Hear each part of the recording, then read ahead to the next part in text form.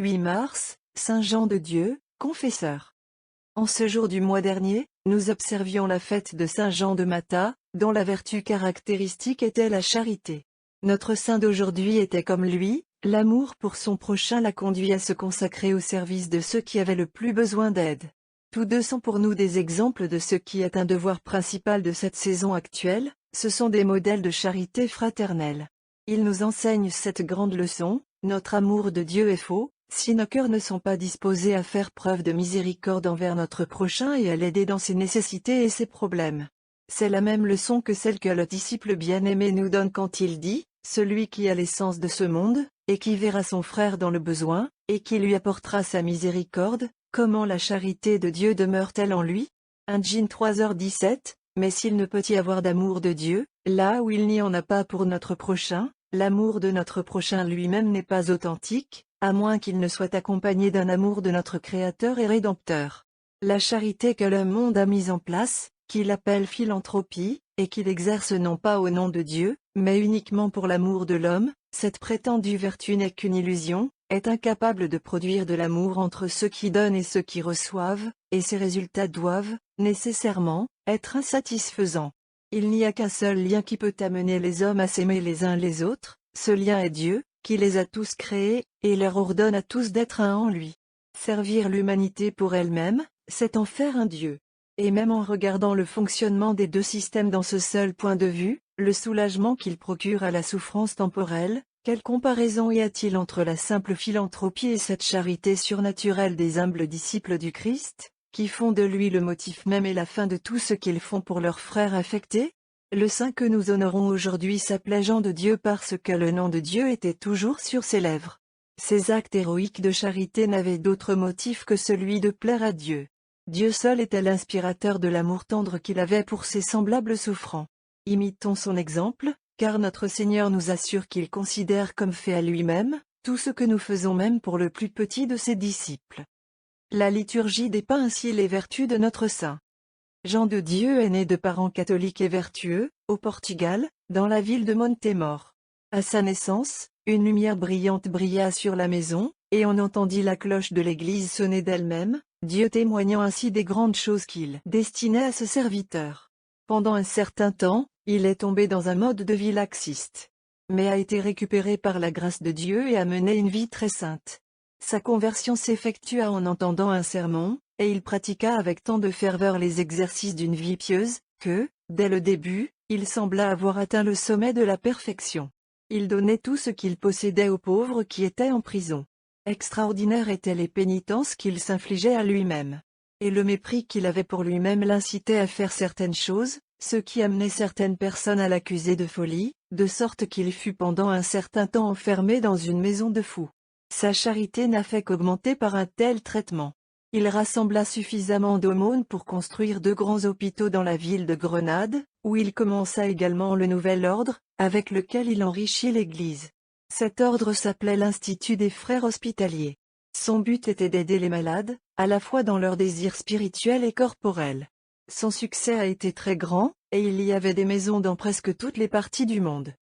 Le saint transportait souvent les pauvres malades sur ses propres épaules à l'hôpital, et là il leur fournissait tout ce qu'ils pouvaient vouloir, que ce soit dans l'âme ou dans le corps. Sa charité n'était pas confinée dans les limites de ses hôpitaux. Il fournissait secrètement de la nourriture aux veuves indigentes et aux filles dont la vertu était exposée au danger. Rien ne pouvait dépasser le zèle avec lequel il s'efforçait de récupérer ceux qui étaient tombés dans des péchés d'impureté. À l'occasion d'un immense incendie qui se déclara dans l'hôpital royal de Grenade, Jean se jeta sans crainte au milieu de la flamme.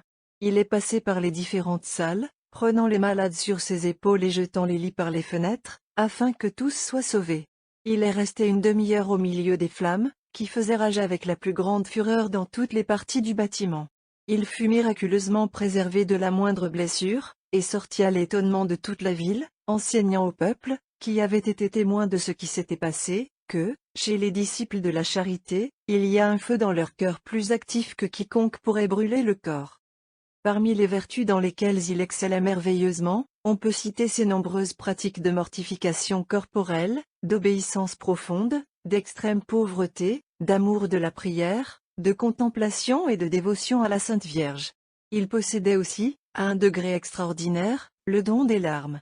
Finalement, tombant gravement malade, il reçut avec ferveur les derniers sacrements.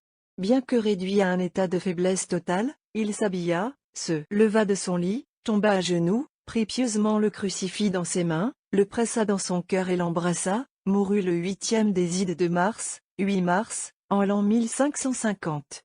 Il est resté dans cette même attitude, avec le crucifix toujours entre ses mains, pendant environ 6 heures après sa mort.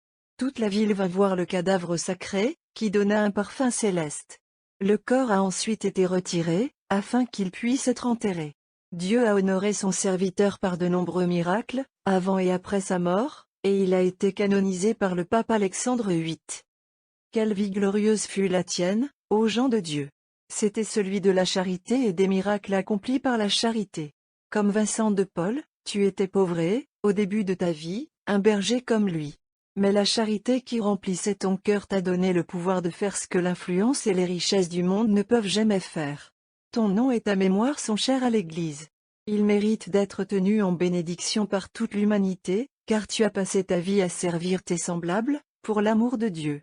Ce motif t'a donné un dévouement aux pauvres, ce qui est une impossibilité pour ceux qui se lient d'amitié avec eux par simple sympathie naturelle. La philanthropie peut être généreuse, et son fonctionnement peut être admirable pour l'ingéniosité et l'ordre. Mais il ne peut jamais considérer le pauvre homme comme un objet sacré, parce qu'il refuse de voir Dieu en lui. Priez pour les hommes de cette génération, afin qu'ils cessent longuement de pervertir la charité en un simple mécanisme de soulagement. Les pauvres sont les représentants du Christ, car il a lui-même voulu qu'ils soient tels, et si le monde refuse de les accepter en cela leur caractère exalté, s'il nie leur ressemblance avec notre Rédempteur, il peut réussir à dégrader les pauvres, mais cette même dégradation fera d'eux des ennemis de son insulteur. Ta prédilection, ô gens de Dieu, était pour les malades. Ayez donc pitié de notre époque, qui a l'ambition d'éliminer le surnaturel et d'exclure Dieu du monde par ce qu'on appelle la sécularisation de la société. Priez pour nous, afin que nous puissions voir à quel point il est mauvais d'avoir changé le chrétien pour l'esprit mondain. Allumez la sainte charité dans nos cœurs, afin qu'en ces jours, lorsque nous nous efforçons d'attirer la miséricorde de Dieu sur nous-mêmes, nous puissions aussi faire preuve de miséricorde. Puissions-nous, comme tu l'as fait, imiter l'exemple de notre bienheureux Rédempteur, qui s'est donné à nous qui étions ses ennemis, et qui a daigné nous adopter comme ses frères. Protégez aussi l'ordre que tu as institué, et qui a hérité de ton esprit, afin qu'elle prospère, et répande en tout lieu la douce odeur de cette charité qui est son nom même. Égal. Ce texte est tiré de l'année liturgique, écrit par Dom Prosper Guéranger.